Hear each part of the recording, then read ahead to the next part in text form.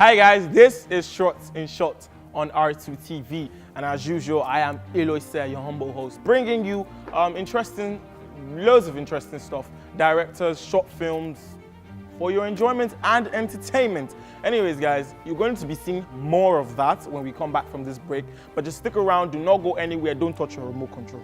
If you touch it, your TV will off. Take it. Anyway, that was me acting, no acting. Anyways, guys, we're going to be back in a bit, and you guys are going to be enjoying more of Shorts in Short on R2 TV. Stick around.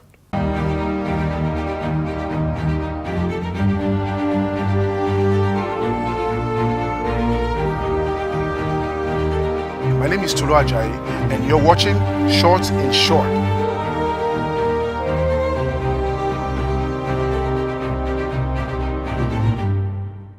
My name is Yomi Ososanya. I'm not married, single, come from a family of 3 children. I'm a middle kid, so that comes with a whole lot of baggage. Actually studied accounting initially, but I'd always had a creative leaning. Right from my primary school days, when I think the first time one of my teachers gave us an assignment to write a story. And from then I just couldn't stop. That was the only thing I actually really enjoyed doing without being asked to. And something I just kept on doing, but with the Nigerian environment being what it is, there's always the pressure to be a professional. So that's led me off that path. But by the time I actually finished my degree, I realized that I did want to pursue a creative career, or a career in the creative arts. So also my love for writing and my love for narrative, my love for film, I realized that while I'd been doing all that writing, I always pictured it as films, but at that time I didn't know anything much about filmmaking, and filmmaking wasn't really a career people really aspired to in Nigeria at that time. So it took a long time to get here, but I eventually navigated my way.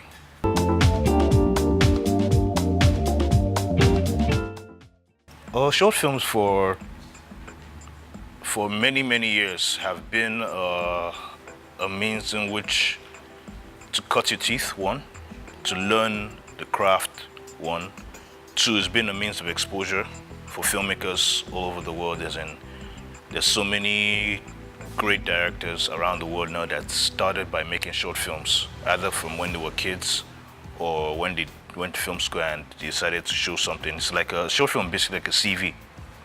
It's your resume to show, okay, this is what I can do. And at the same time, it's an opportunity to find your own voice as a director. It's a chance to test things out, try things out relatively cheaper, on the cheap. There are a lot of people that started with short films, and someone like Robert Rodriguez started making short films from his childhood days, making short films with his siblings. And before the first film that we know him for, or most of the world knows him for, he had made so many. And that's what he was able to allow him to get to make such a good first feature film, which people thought that, oh, this guy just came out overnight, but this guy through short films had been building. The same thing with people like Scorsese and Christopher Nolan had made short films before they actually made a first feature film. So it's basically like sparring with a partner in the gym before you actually go into a fight. You can't just wake up and say, oh, I'm going to fight somebody. You have to spar first. You have to learn your reflexes and the other person's reflexes, and you have to anticipate, and you have to build on that before you actually jump into the game. So short films are not as easy as people would assume, but it's a way of cutting your teeth before you actually jump into making a feature film. I started in the industry, I think 2006, officially, and I started as a writer, but eventually felt that I wanted to go into directing because while I'm writing, I'm always imagining how it plays out. So I write a script, try something out, learn from it, write another script, try something out, learn from it. So yeah, between now and since 2007, I'll say. made documentaries too, and a couple of other things.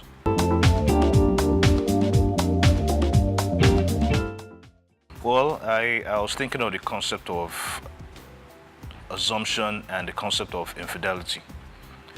And I knew it was going to be a no-budget film, basically. Although we eventually did spend some money, but it started as a no-budget film. So I thought to myself, what can I write that tells a good story, but limited locations, limited cast, and can be done for the barest minimum. And when I put together assumption and infidelity, out came Bliss. And I just wanted to play on those notions that we as humans, basically we jump to conclusions a lot because you want to counteract it. You do something and you find out at the end of the day that it wasn't what you thought it would be. So I thought that was a very interesting narrative to play on. The name is called Bliss, and it's a play on the word marital bliss, blissful life, and wishing somebody bliss in their marriage. And it's a story about a young couple who've been married for a little while, like a year plus. And the husband comes back one day and there are some suspicious looking items in his gym bag, which causes his wife to come to her own conclusions and take certain actions.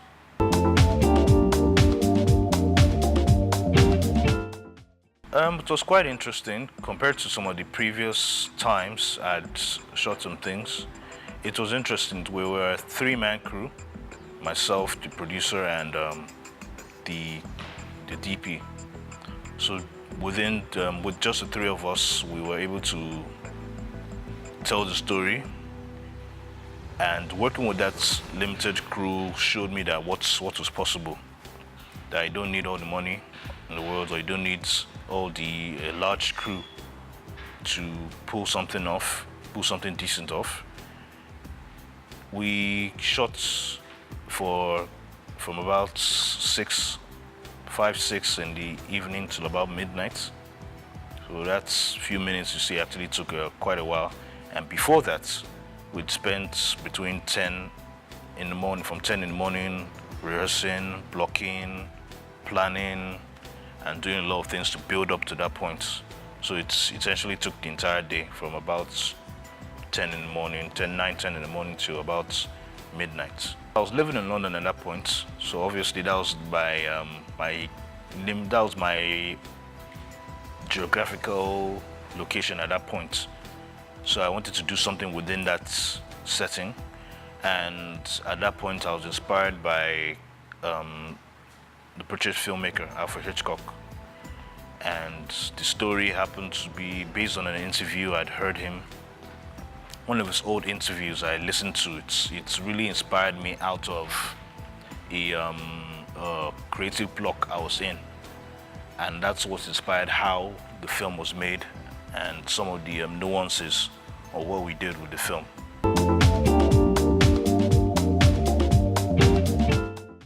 Well, I hope they see this after I watch the film, but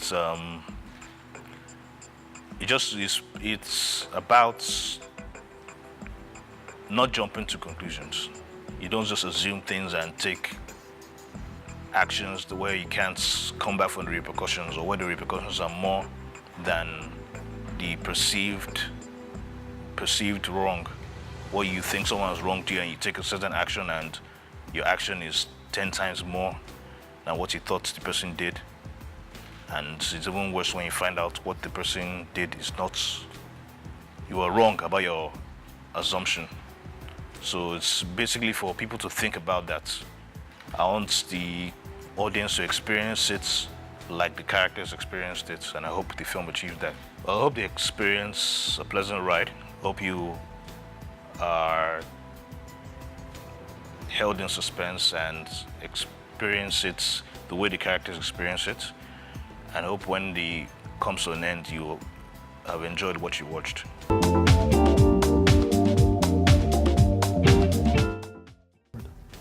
Nice. Now, I've always had a fascination for cameras, filmmaking in general. And I just wonder how, you know, these creative guys get to put stuff together. And yeah, I keep saying that I probably shoot a short film myself. Anyways, you guys just met Yomi Ososanya, and he shot the short movie called Bliss. Now, Bliss is actually a twist, like a brain teaser. So you guys would actually enjoy this one that's coming up. And Yomi has told you all about himself, his love for short movies. And so you guys should just sit back, relax, and enjoy this short movie titled Bliss, shot by Yomi Ososanya. Enjoy.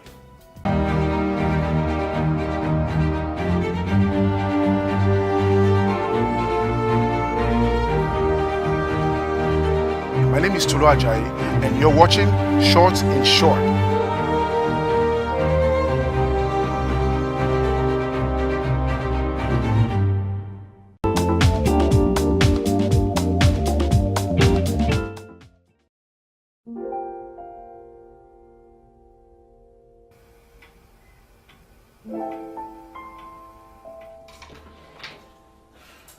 Babe. Put it straight in the machine.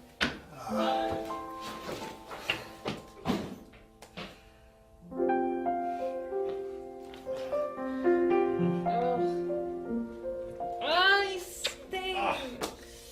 Love it.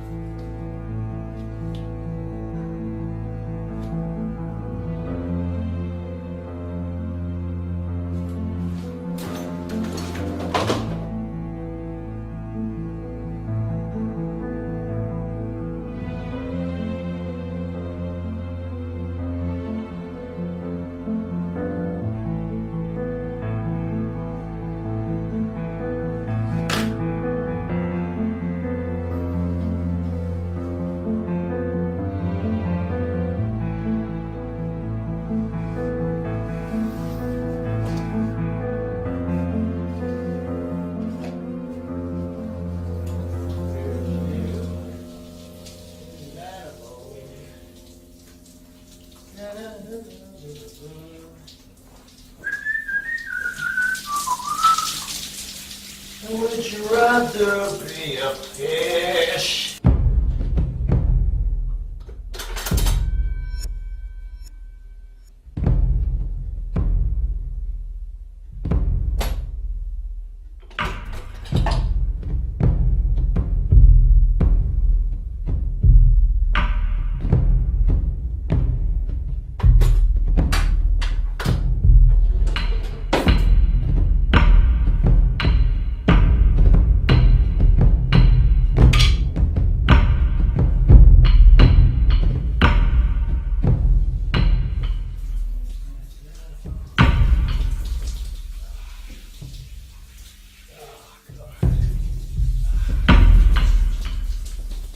Would you rather be a fish?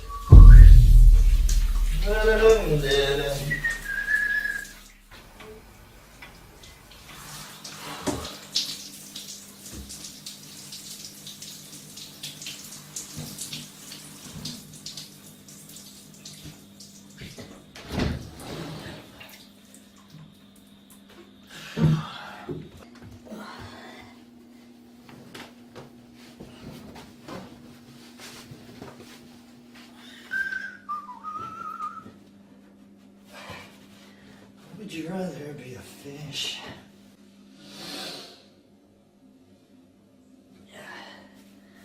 Fish is an animal. Swims in the sea. Oh.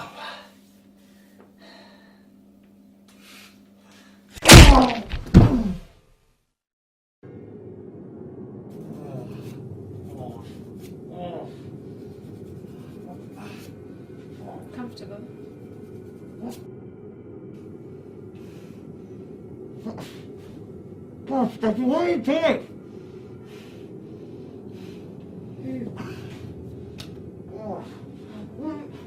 Come on, what are you doing? When? What? Gosh, Daddy, come on, Just shut up! I don't want to hear it! Oh! I'm sorry.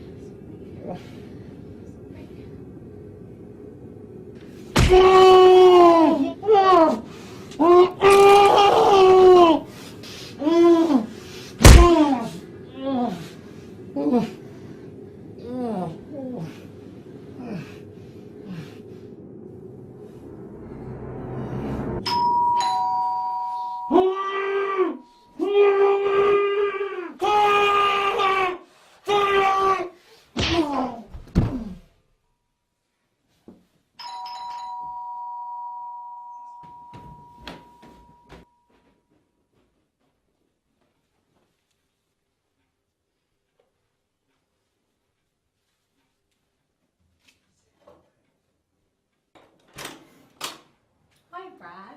Hi Stacey. Sorry to disturb so late, but David and I got our gym bags mixed up.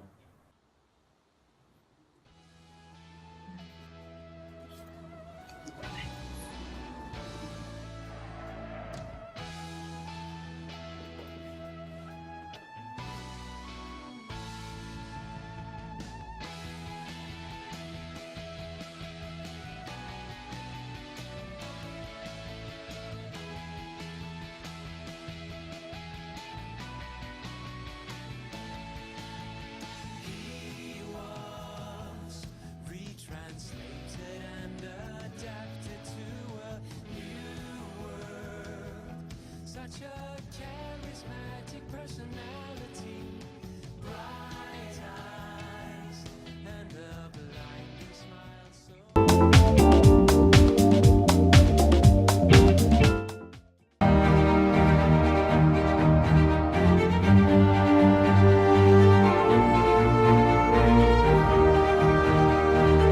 My name is Tolu Ajayi, and you're watching Short in Short.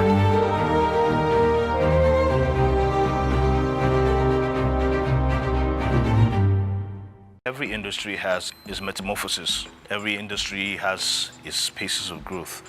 If you look back at Hollywood, it started from the silent era of the films of the Laurel and Hardys. It had the Buster Keatons. It had the Charlie Chaplins. Then it evolved to the talkies. From the talkies, it went to color. From color, it plateaued at a certain point till it's got to the 70s, where people like Scorsese and Francis Ford Coppola and George Lucas and Steven Spielberg came out of film school, and they decided, you know what, we don't like the way things are going right now.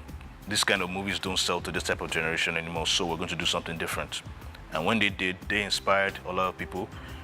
It plateaued again in the 90s when people like Tarantino and David Fincher and Spike Jonze and a couple of other filmmakers came out. So they too inspired an entire generation of new filmmakers. In fact, a lot of the current generation of Nigerian filmmakers were either inspired by Robert Rodriguez or Tarantino or City of God, which was a huge inspiration.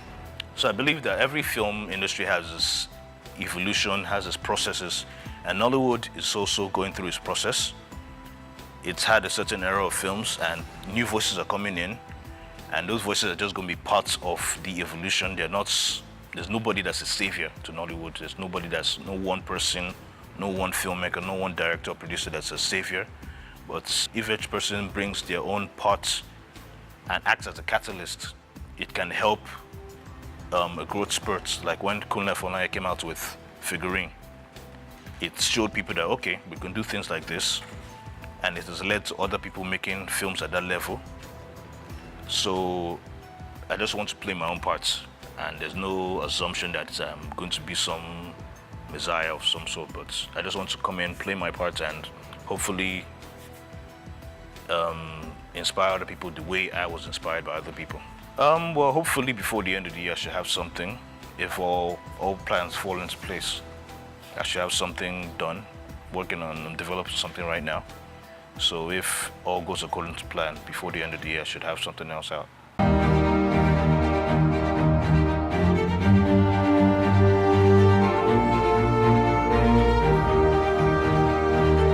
My name is Tolu Ajayi, and you're watching Short in Short.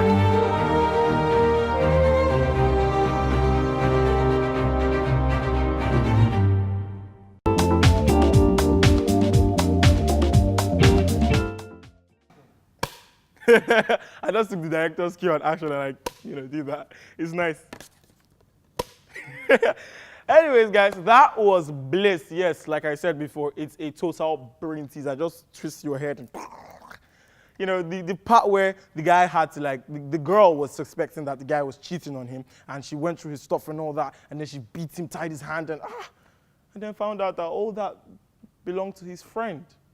If you were a girl, how would you react? Yeah, you can tell us that on our, social media platforms, Twitter, Facebook, Instagram. Go ahead and tell us if you were a girl in that kind of situation, the Bliss kind of situation, how would you react? Would you go ahead smashing your boo in the head with a tennis rack?